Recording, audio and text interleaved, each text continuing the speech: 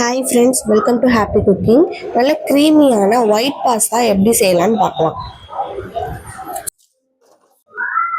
Pasta செய்கிறதுக்கு என்னென்னா தேவைப்படும்னு பார்க்கலாம். அதுக்கு ஒரு 4-5 பல் பூண்டை வந்து நான் பொடியாக கட் பண்ணி வச்சுருக்கேன். ஒரு அரை பெரிய வெங்காயம், அதுக்கப்புறம் கொஞ்சமாக கேப்சிகம், மஷ்ரூம், இது கூட நம்ம கார்ன் வேணுனாலும் சேர்த்துக்கலாம்.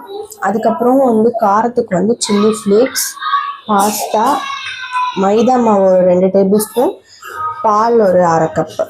நமக்கு கடைசியாக வந்து சீஸ் வேணும்னா போட்டுக்கலாம், இது ஆப்ஷனல் தான்.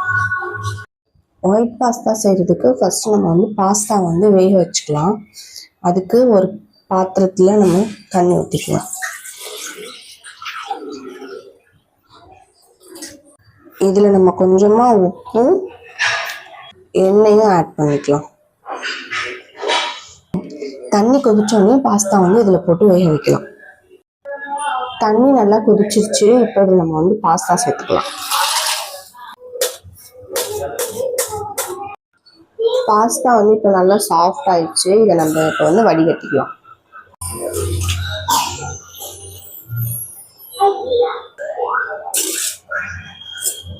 நம்ம மஷ்ரூம் பாஸ்தா தான் செய்ய போகிறோம். ஸோ மஷ்ரூமை வந்து ஃபஸ்ட்டு குக் பண்ணிக்கிறதுக்கு இதில் இந்த பேனில் வந்து கொஞ்சமாக பட்டர் சேர்த்துட்டு நம்ம பொடியாக கட் பண்ணி வச்சுருக்க பூண்டு வந்து சேர்த்துக்கலாம்.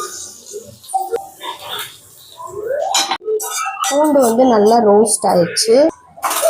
வெங்காயம் சேர்த்துக்கலாம். அதுக்கப்புறம் கேப்சிகம்,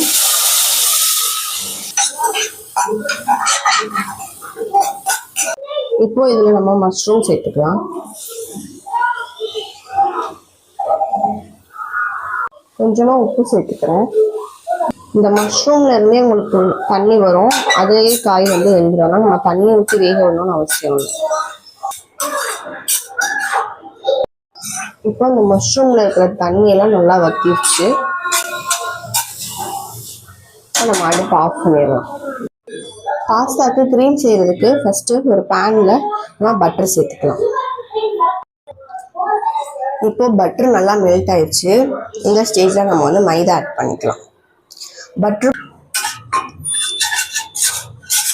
அதுக்கப்புறமா இதில் நம்ம பால் ஆட் பண்ணிக்கலாம்.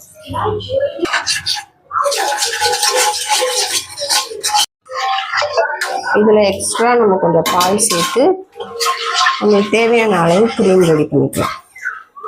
இப்போ இந்த பாலும் மைதாவும் கொதிச்சு நம்மளுக்கு க்ரீமி கன்சிஸ்டன்சி வர அளவுக்கு கிண்டணும். கொஞ்சமாக சால்ட் சேர்த்துக்கலாம். ஏற்கனவே நம்ம காயில் வர சால்ட் சேர்த்துருக்கோம். நம்மளுக்கு க்ரீம் நல்லா திக்காயிடுச்சு. இந்த ஸ்டேஜில் நம்ம மஷ்ரூமை வந்து சேர்த்துடலாம்.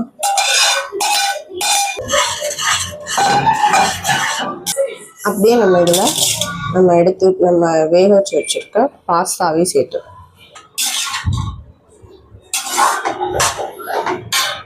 நம்ம காரத்துக்கு சில்லி ஃப்ளேக்ஸ் வந்து சேர்த்துக்கலாம். நம்ம சீஸ் மேலே வந்து தூவிக்கலாம். அவ்வளோதான், நல்ல க்ரீமியாக ஒயிட் பாஸ்தா வந்து ரெடி ஆயிடுச்சு. இந்த ஒயிட் பாஸ்தா கண்டிப்பாக எல்லாருக்கும் பிடிக்கும். ஸோ ட்ரை பண்ணி பாருங்கள். இந்த வீடியோ உங்களுக்கு பிடிச்சிருந்துச்சுன்னா லைக், ஷேர் அண்ட் சப்ஸ்கிரைப் பண்ணிடுங்க.